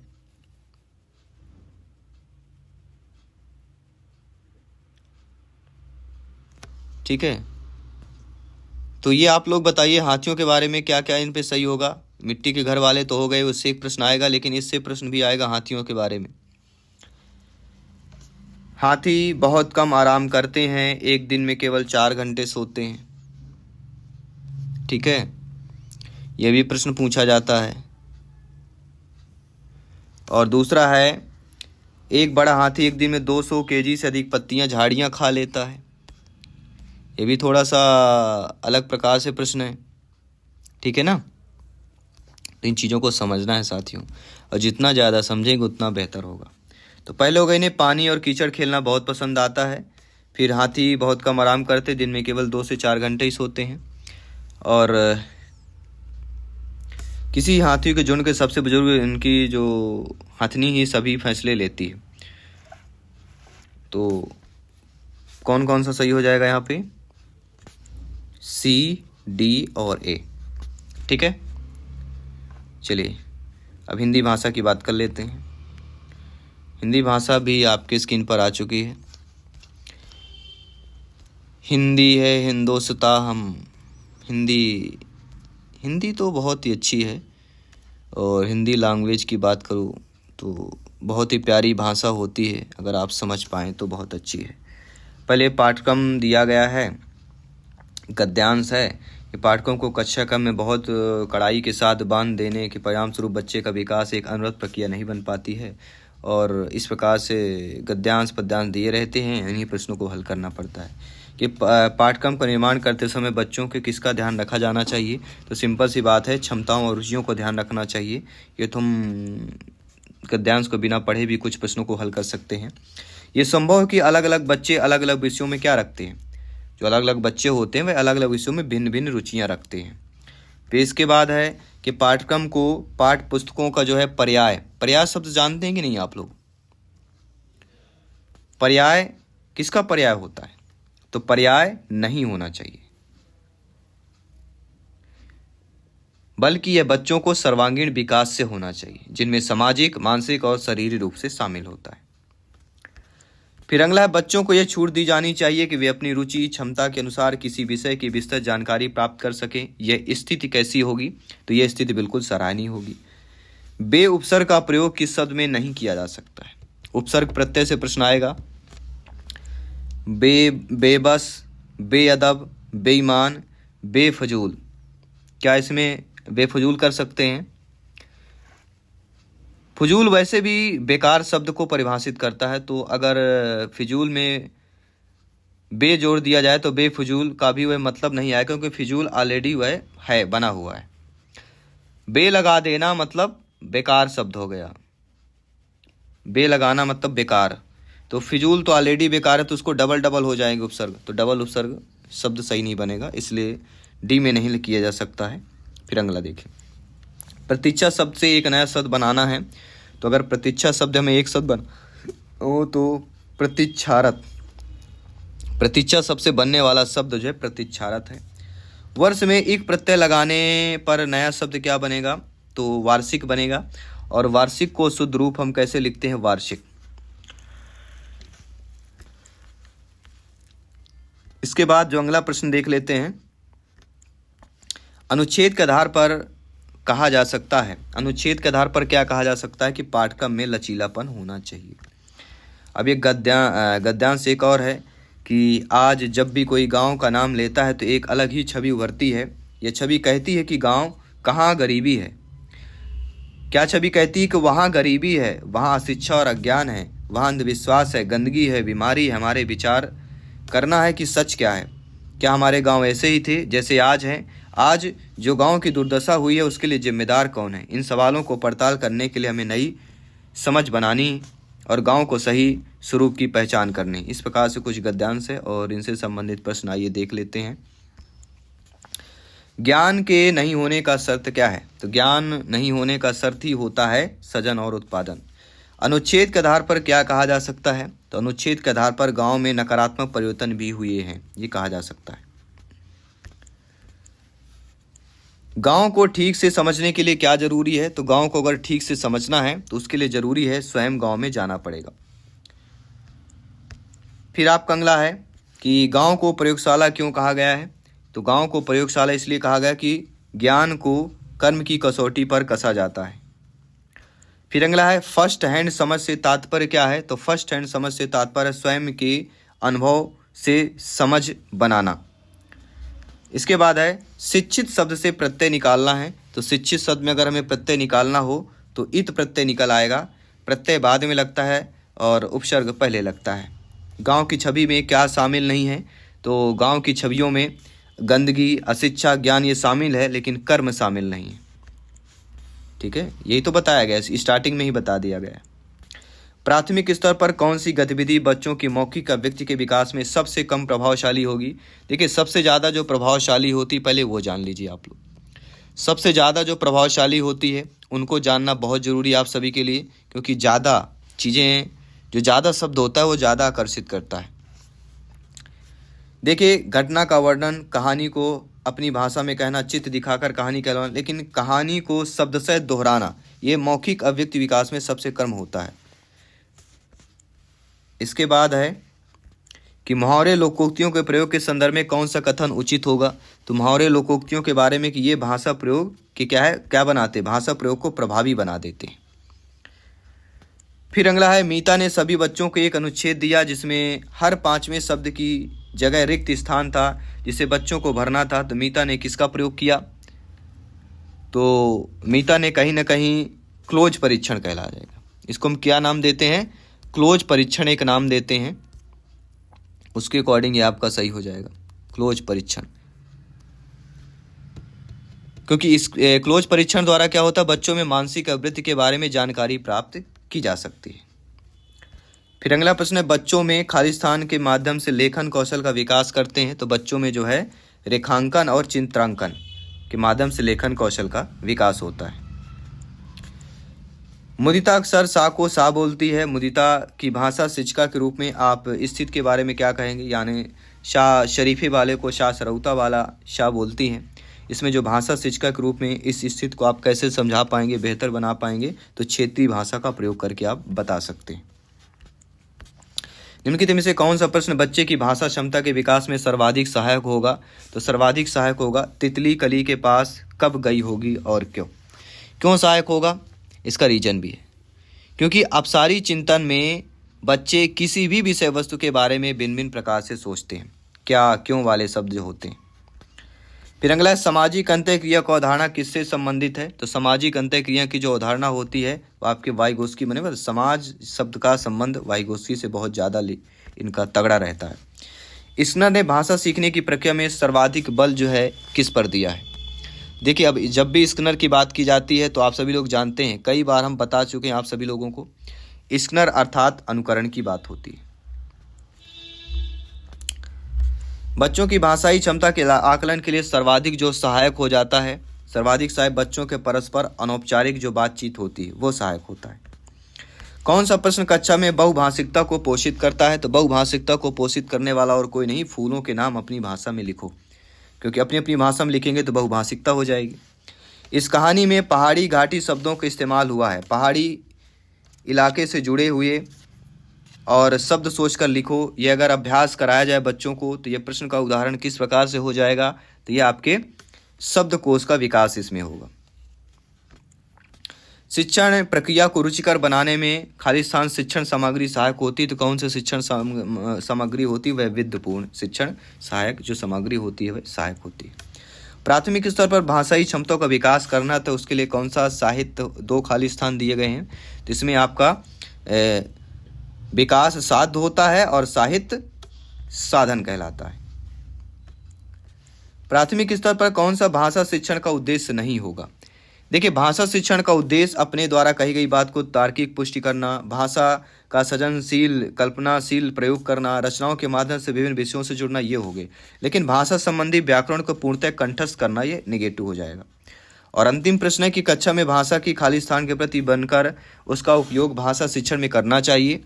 देखिए, आप सभी लोग जानते हैं, ज्ञानी सर्व व्याख्याता लोग हैं, कि कक्षा में भाषा की विविधता के प्रति संवेदनशील बनकर उसका उपयोग भाषा शिक्षण में करना चाहिए। तो ये रहे आपके प्रीवियस का पेपर सीटेट का आज हमने सॉल्व किया। आई होप सभी लोग अच्छे तरीके से आपने समझा होगा और सारे पेपर सॉल्व करेंगे, प्रैक्टिस करेंगे, इंपॉर्टेंट क्वेश्चन करेंगे, ताकि आप जो है सरलतापूर्वक इस बार सीटेट एग्जाम को फतेह कर पाएँ, क्रैक कर पाएँ, क्वालिफाइड कर पाएँ। तो धन्यवाद सभी का। मिलता हूँ आपके अगले पेपर पे, अगले प्रीवियस सॉल्व पेपर पे, अगले प्रैक्टिस सेट पे। सभी मित्रों को जय हिंद, वंदे मातरम। धन्यवाद सभी का।